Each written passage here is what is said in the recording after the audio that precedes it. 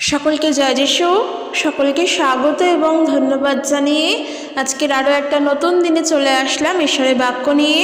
প্রত্যেকটা দিনের মতন আজকের আরও একটা সময় এসে উপস্থিত হয়েছি। ঈশ্বরকে সেই কারণের জন্য ধন্যবাদ দিই যেন প্রতিটা দিন আমরা সুন্দরভাবে প্রভুর দয়ায় চলতে পারি। তো চলো আজকের ভিডিও শুরু করি। আজকের যে বিষয় নিয়ে আলোচনা করব তা হলো বাইবেল থেকে আজকের আমরা শিখব বিশেষ কিছু কিছু বিষয় যা আমাদের করতে বারণ করা হচ্ছে, এবং আমরা যদি সেই সমস্ত বারণ, সেই সমস্ত নিষেধ মান্যতা দিয়ে প্রভুর ইচ্ছা অনুসারে প্রার্থনা করে চলি, অবশ্যই ঈশ্বরের ইচ্ছা আমাদের জীবনের জন্য কার্যকারী হবে। তাই আমাদের দরকার এই মতন প্রার্থনা করে এই সমস্ত বিষয়গুলো মেনে এই সমস্ত বিষয় মান্যতা দিয়ে প্রভুতে চলা। তো চলো আজকে শুরু করি। আমরা দেখব যে কী বিষয়ে আমাদেরকে বারণ করা হয়েছে। দেখো, যদি বলি বাইবেল থেকে এমনি কোনো বিষয়ই আমাদেরকে সেইভাবে বারণ করে না যে এইভাবে এই কাজটি করো না, এমনভাবে চলো না, এমন কাজ করা ভালো না, এমনটা করা ঠিক না। না, সেই অর্থে যদি দেখতে চাই তাহলে কোনো কাজেই আমাদের নিষেধ নেই, কোনো কাজেই আমাদের বাধা নেই। বাইবেল শাস্ত্র এমন নয় যে আমাদেরকে একটা নিয়মের মধ্যে বদ্ধ করে দিচ্ছে, বরং বাইবেল শাস্ত্র এমন শিক্ষা দেয় যে আমরা সমস্ত নিয়ম কানুন থেকে আজ মুক্ত। তাই আমরা যেন এমনটা চিন্তা না করি যে আমাদের নিষেধ করছে মানে অনেক অনেক আহামরি কিছু বোধহয় আমাদেরকে বলা হচ্ছে। না, সেটা নয়। তবে বাইবেল থেকে আমাদের নিষেধ করা হচ্ছে কি নিষেধ করেছে, কি করতে বারণ করেছে? তা হলো মন্দ হইতে পৃথক থাকো, মন্দ কাজ করো না, মন্দ কাজ করা থেকে পৃথক থাকো, এই বিষয়ে আমাদেরকে নিষেধ করেছে। এবং এই মন্দ কাজের মধ্যে এখন কি কি আছে আমরা দেখব, সেই মন্দ বিষয়গুলো কি কি সেগুলোও আমরা দেখব, এবং আমরা যেন সেই মন্দ কাজ না করি তার জন্য প্রার্থনা করব। যদি আমরা প্রার্থনা করে চলি তাহলে আমাদের চিন্তাধারার মধ্যে যা বদ্ধ হয়ে রয়েছে ঈশ্বর আমাদের তা উন্মুক্ত করবেন। কাজেই আগে আমাদেরকে শিখতে হবে যেন আমরা এই সমস্ত মন্দ কাজ করার থেকে পৃথক থাকি। আর সেই বিষয়ে যদি দেখি প্রথম করিন্থীয় তার 10 অধ্যায়, আজকে সেইখান থেকে আমরা দেখব এখানের বিষয় হচ্ছে ইহুদিদের মতন হইও না। আমরা তো সবাই জানি যে প্রভু যিশু তিনি কিন্তু ইহুদি ধর্মেই জন্মগ্রহণ করেছিলেন। আমরা এও জানি যে তিনি এসেছিলেন ইহুদি ধর্মে। যেহেতু তিনি ইহুদি ধর্মের ছিলেন তাই আজ এত সমস্যা। কেন সমস্যা? মানুষ বলেন যে প্রভু যিশু বিদেশিদের, কিন্তু বিষয়টা তো তা নয়। যারা ইহুদিরা ছিলেন তারাও মনে করতেন যে প্রভু যিশু বুঝি একমাত্র তাদেরই। না, তা নয়। তিনি সমগ্র বিশ্বের, তিনি নির্দিষ্ট কোনো ধর্ম বা জাতির জন্য নন, তিনি সকলের জন্য। তো সেই বিষয়টা আলাদা। আজকের আমাদেরকে সেখানেই বারণ করা হচ্ছে যে ইহুদিদের মতন হইও না। কেন বারণ করা হচ্ছে? যখন আমরা মোশির সময় দেখি, যখন মোশি তাদেরকে উদ্ধার করেছিল তাদের কষ্ট, যন্ত্রণা, যাতনা থেকে, তাদের বেদনা থেকে তাদেরকে উদ্ধার করে তাদের মুক্ত করেছিলেন মোশি, তবে অবশ্যই তা ঈশ্বরের নির্দেশেই, মোশির নিজের ইচ্ছায় নয়, ঈশ্বরের ইচ্ছাতে। যখন তারা মোশির অনুসরণকারী হয়ে উঠেছিল তখন তারা প্রত্যেকেই যে মোশিকে অনুসরণ করে তারা সত্যভাবে চলেছিল তা কিন্তু না। কারণ তারা মোশির বিরুদ্ধে গিয়েছিল, তারা মোশির বিরুদ্ধাচারণ করেছিল, তারা ঈশ্বরের অবাধ্য হয়েছিল, তারা মন্দ কাজ করেছিল। জগতের যত মন্দ কাজ, খারাপ কাজ, সেই সমস্ত কিন্তু তারা করেছিল। যদি আমরা পড়ি প্রথম করিন্থীয় 10 অধ্যায় 1 পদ থেকে আমরা দেখব এখানে বলছে, কারণ হে ভাতৃগণ, আমার ইচ্ছা নয় যে, এই কথা সাধু পৌল তিনি করিন্থীয় মণ্ডলীর উদ্দেশ্যে বলছেন, যে তোমরা অজ্ঞাত থাকো যে আমাদের পিতৃপুরুষেরা সকলে সেই মেঘের নিচে ছিলেন ও সকলে সমুদ্রের মধ্য দিয়া গমন করিয়াছিলেন, এবং সকলে মোশির উদ্দেশ্যে মেঘে ও সমুদ্রে বাপ্তাইজিত হইয়াছিলেন। তবে এখানে বলে রাখি, এই বিষয়গুলো আমাদেরও জানা দরকার। আমরা অন্য কোনো এক সময় এই বিষয়গুলো নিয়েও আলোচনা করব। বলছে কি, তারা প্রত্যেকে আত্মিক ভক্ষ ভোজন করিয়াছিলেন, আর সকলেই একই আত্মিক পেয় পান করিয়াছিলেন, কারণ তাহারা এমন এক আত্মিক শৈল হইতে পান করিতেন যাহা তাহাদের সঙ্গে সঙ্গে যাইতেছিল, আর সেই শৈল হলেন খ্রিস্ট। প্রভু যিশু তখনও সেই আত্মিক শৈল কিন্তু খ্রিস্ট যিশু। কিন্তু তাহাদের মধ্যে বলছে অধিকাংশ লোকের প্রতি ঈশ্বর প্রীত হন নাই, ফলত তাহারা প্রান্তরে নিপাতিত হইলেন। দেখো, সেখানে উপস্থিত সবাই প্রত্যেকেই কিন্তু আত্মিক খাদ্য খেয়েছে, আত্মিক জল খেয়েছে বা আত্মিক পান করেছে, যা যা দরকার সবটা পেয়েছে। কিন্তু তাদের সবার প্রতি যে ঈশ্বর খুশি ছিলেন তা কিন্তু নয়, কারণ তারা মন্দ কাজ করেছিল, তারা প্রতিমা পূজা করেছে, তারা ঈশ্বরের বিরুদ্ধে গিয়েছে, তারা হিংসা করেছে, তারা জগতের নিকৃষ্টতম খারাপ কাজগুলি করেছে, তারা সব করেছে। আমার থেকে একজন জানতে চেয়েছিলে যে বাপ্তিস্ম নেওয়ার পর জগতের কোন কাজগুলো থেকে আমাদের সরতে হবে। আজকের এর মধ্য দিয়েই আমি উত্তর দিচ্ছি। জগতে যখন বাস করছি, বাপ্তিস্ম নেওয়ার পর বলে নয়, প্রভু যিশুকে জানার পর থেকেই জগতের মন্দ কাজ থেকে আমাদের পৃথক হতে হবে। আমাদের প্রয়োজন আমাদের সকল মন্দ কাজ থেকে পৃথক হওয়া, কারণ এমন কোনো মন্দ কাজ করব না যেখানে প্রভু অসন্তুষ্ট হন। কারণ ঈশ্বর চান আমরা যেন একজন প্রকৃত ভালো মানুষ হয়ে উঠি, এর থেকে বেশি কিছু চাওয়া তার নয়। তিনি চান আমরা যেন একজন ভালো মানুষ হয়ে উঠি। ভালো মানুষ হয়ে উঠতে গেলে সমস্ত মন্দ কাজ থেকেই আমাদের পৃথক থাকতে হয়। আর সেই জায়গায় দাঁড়িয়ে যখন আমরা আত্মিকতায় চলছি, আধ্যাত্মিকভাবে চলার চেষ্টা করছি, আমাদের পথ আমরা আত্মিক পথকে বেছে নিয়েছি, আমরা বেছে নিইনি, ঈশ্বর আমাদের বেছে নিয়েছেন ওই পথে যাওয়ার জন্য, তখন তো অবশ্যই আমাদেরকে যা বলা হচ্ছে, শাস্ত্র যা বলছে আমাদের শুনতে হবে।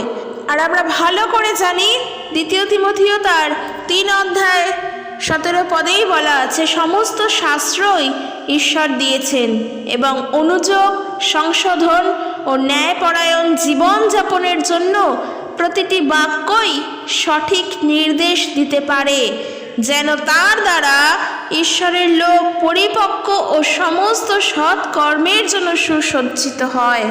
বোঝা গেল, প্রতিটি শাস্ত্রই ঈশ্বরের বাক্যই ঈশ্বরের দান। তিনি দিয়েছেন যেন আমরা অনুযোগ, সংশোধন এবং সঠিক জীবনযাপনের জন্য পরিপক্ক হয়ে উঠতে পারি। কাজেই ওই যে বললাম, মন্দ হইতে আমাদের পৃথক থাকতে হবে। যখন বাইবেল শিক্ষা দিচ্ছে তখন অবশ্যই আমাদের মন্দ থেকে পৃথক থাকতে হবে। আর এখন আমরা দেখব সেই মন্দ কাজগুলোর বিষয়ে কি কি বলা হচ্ছে। 7 পদ থেকে যদি দেখি, সেখানেই বলছে, আবার যেমন তাহাদের মধ্যে কতক লোক হইয়াছিল, তোমরা তেমনি প্রতিমা পূজক হইও না। যথা লিখিত আছে, লোকেরা ভোজন পান করিতে বসিল, পরে ক্রীড়া করিতে উঠিল। একটু চিন্তা করে দেখি, তারা মসির সঙ্গেই যাচ্ছে, মসিকে অনুসরণ করেই চলেছে, মসিকেই ফলো করে চলছে। মসি কিন্তু সদাপ্রভুর উদ্দেশ্যেই সমস্তটা করছেন। মসি কিন্তু সদাপ্রভুকে প্রেম করে। মসির ঈশ্বর কিন্তু সদাপ্রভু, যেই সদাপ্রভুকে আজকের আমরা বিশ্বাস করি। আর দেখো, তারা ইহুদিরা, তারাও কিন্তু মসিকেই অনুসরণ করে চলছে, কিন্তু তারপরেও তারা ঈশ্বরের বিরুদ্ধে গেছে। তারপরেও তারা প্রতিমা পূজা করেছে, তারা মূর্তি বানিয়েছে এবং বলেছে ওই মূর্তি নাকি তাদেরকে উদ্ধার করেছে।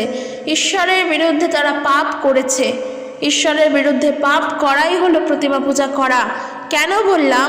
কারণ যে ঈশ্বর সকল সময় তোমাকে সাহায্য করছেন, তোমার জানায়, তোমার অজানায়, তোমার ইচ্ছায়, তোমার অনিচ্ছায়, যিনি সকল সময় তোমার সঙ্গে, আজকে তাকে বাদ দিয়ে, তাকে ভুলে গিয়ে তুমি তোমার মন গড়া একজন কাউকে বানিয়ে যদি বলো যে উনি তোমার ঈশ্বর, তাকেই তুমি স্মরণ করবে, অবশ্যই এখানে ঈশ্বর মনোদুঃখ পান, মনোকষ্ট পান।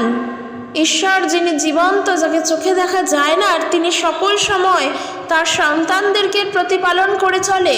আজকের আমরা যদি সেই ভুল করি, তাকে বাদ দিয়ে, যিনি জীবন্ত, তাকে বাদ দিয়ে নিজের মন গড়া একজন কাউকে বানিয়ে নিয়ে বলি সেই ঈশ্বর, আমরা তো ভুল করছি।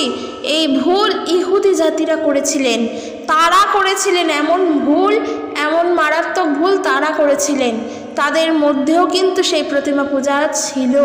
তাই এমনটা মনে করার কোনো কারণ নেই যে আমাদের হিন্দু ধর্মের মধ্যেই পৌত্তলিক প্রথা আছে। না, তাদের মধ্যেও ছিল, তারাও করেছিল। 8 পদে দেখো বলছে কি, আর যেমন কতক লোক তাহাদের মধ্যেই ব্যভিচার করিল, ব্যভিচার করিয়াছিল এবং একদিনে 23,000 লোক মারা পড়িল। আমরা যেন তেমনি ব্যভিচার না করি, আরও মারাত্মক পাপ কাজ করা, তারা ব্যভিচার পর্যন্ত করেছে। আর বলছে, আর যেমন তাহাদের মধ্যে কতক লোক পরীক্ষা করিয়াছিল এবং সর্পের দ্বারা বিনষ্ট হইয়াছিল, আর আমরা যেন তেমনি প্রভুর পরীক্ষা না করি।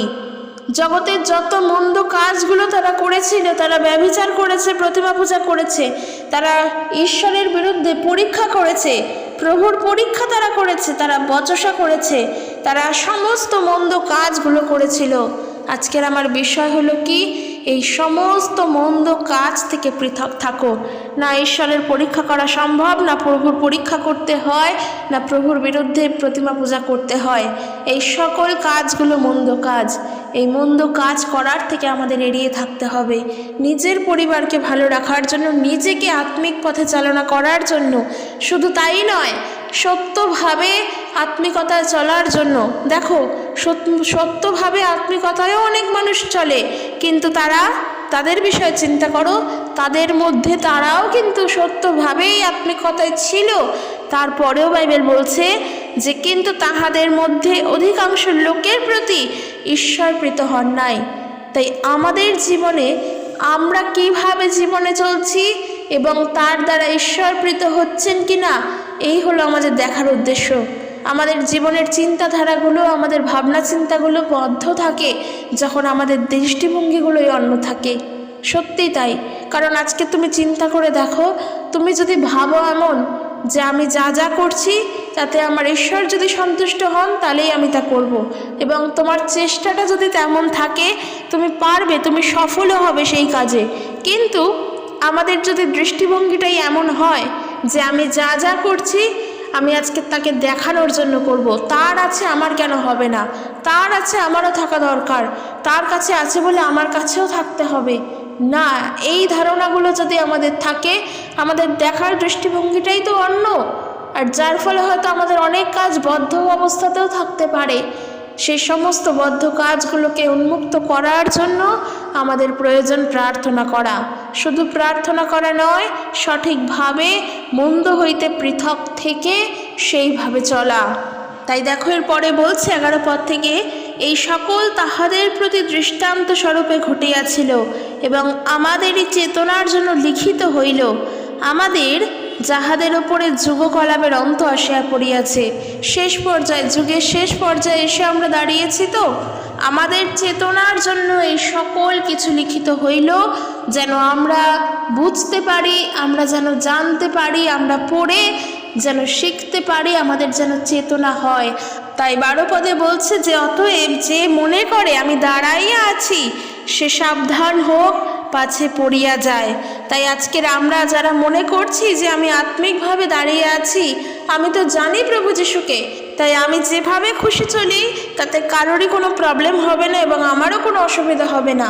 আমি তো প্রভু যিশুকে বিশ্বাস করি, তাই আমি আমার মতন করেই চলি, কোনো প্রবলেম নেই। এই সমস্ত কিছু যারা চিন্তা করছে, যারা বলছে, তারা মনে করছে, বাইবেল বলছে তারা সাবধান হোক, পাছে পড়িয়া যায়। যদি বাংলার দিকে তাকাই তাহলে এই বিষয়ে অনেক প্রবাদ বাক্য আছে, কিন্তু আমি বলতে চাই না। আমি এটাই বলতে চাই যে ওই প্রবাদ বাক্যের মিনিং করে আমরা যারা প্রভু যিশুকে জানছি, সদ্য জানছি, বা অনেক দিন ধরেই প্রভু যিশুতে আছি, নিজেদের গর্ব দেখিয়ে, নিজেদের অহংকার দেখিয়ে, আত্মিকতায় অহংকার দেখিয়ে আমরা যেন পড়ে না যাই। একেবারেই তাই। এমন ভাবটা যেন না হয় যে আমরা যিশুকে জেনেছি মানে অনেক কিছু জেনে গিয়েছি, আর সেই সকল জানার মধ্য দিয়ে আমরা সকল কিছু করতে পারি, এই ধারণাটা যেন আমাদের মধ্যে না থাকে। কারণ দেখো, যখন প্রভু যিশুকে তুমি জানছো, তার মানে তুমি যেমন একজন শিশুই থাকছো, তেমনি যতদিন যাচ্ছে তাকে জানছো, তুমি কিন্তু একজন শিশুই থাকছো। কারণ ঈশ্বরের কাছে আসতে গেলে শিশু না হলে হয় না।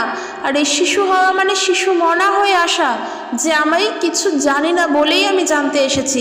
আজকের আমি অনেক কিছু জেনে গিয়েছি, আমার মধ্যে অনেক গর্ব অহংকার চলে এসেছে, আমি আর শিশু নই, শক্ত খাবার খেতে শিখেছি মানে আমরা আর শিশুর ন্যায় থাকবো না, এই ধারণা যেন না আসে। কারণ এই ধারণা যখন আসছে, আমাদের মধ্যে অহংকার গর্ব চলে আসছে।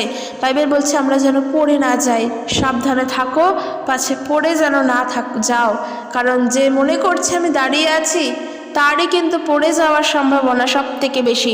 তাই বলছে কি, মনুষ্য যাহা সহ্য করিতে পারে তাহা ছাড়া অন্য পরীক্ষা, অর্থাৎ অন্য আর পরীক্ষা তোমাদের প্রতি ঘটে নাই। আর ঈশ্বর বিশ্বাস্য, তিনি তোমাদের প্রতি তোমাদের শক্তির অতিরিক্ত পরীক্ষা ঘটিতে দিবেন না, বরং পরীক্ষার সঙ্গে সঙ্গে কি রক্ষার পথ তিনি করিয়া দিবেন, যেন তোমরা সহ্য করিতে পারো। অতএব হে আমার প্রিয়েরা, প্রতিমা পূজা হইতে পলায়ন করো। আমি তোমাদিগকে বুদ্ধিমান জানিয়া বলিতেছি, আমি যাহা যাহা বলি তোমরাই বিচার করো। করিন্থীয় মণ্ডলীর মধ্যে একটা সংকট ছিল, একটা সমস্যা ছিল এই প্রতিমা পূজার বিষয় নিয়ে, প্রসাদ খাওয়ার বিষয় নিয়ে। তখন সাধু পৌলের এই পত্র মন্দ থাকিবার বা মন্দ হইতে পৃথক থাকিবার জন্য নির্দেশ তিনি দেন, তাদেরকে স্মরণ করিয়ে দেয়, তাদেরকে চেতনা করিয়ে দেয় ইহুদিদের বিষয় আবার জানিয়ে, তাদেরকে মনে করিয়ে দেয় যেন সেই সমস্ত ভ্রান্ত থেকে তারাও দূরে থাকে। তাই বলছে যে আমাদের জীবনে এমন কোনো পরীক্ষা আসবে না যা আমরা সহ্য করতে পারবো না। আর যখন আমরা ঈশ্বরকে বিশ্বাস করি তখন অবশ্যই পরীক্ষার থেকে বেরিয়ে আসার জন্য পথও তিনি করে দেবেন।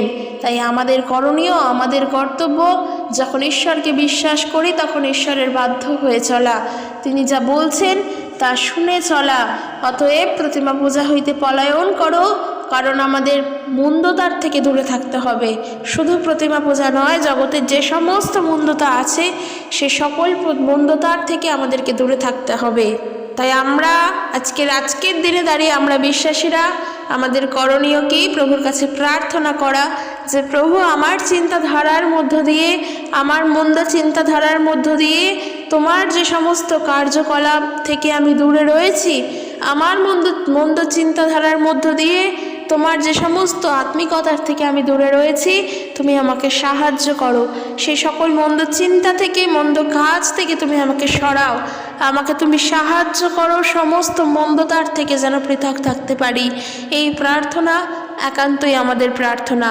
আর এই প্রার্থনার মধ্য দিয়ে প্রভুর কাছ থেকে চাইতে হবে যেন সমস্ত মন্দতার থেকে আমরা পৃথক থাকতে পারি, যেন সমস্ত খারাপ কাজকর্ম থেকে আমরা দূরে থাকি। কারণ দেখো, প্রভু যিশু এই পৃথিবীতে থেকেই আমাদেরকে উদ্ধার করেছেন, প্রভু যিশু এই জগতের মধ্য থেকেই আমাদেরকে বেছে নিয়েছেন।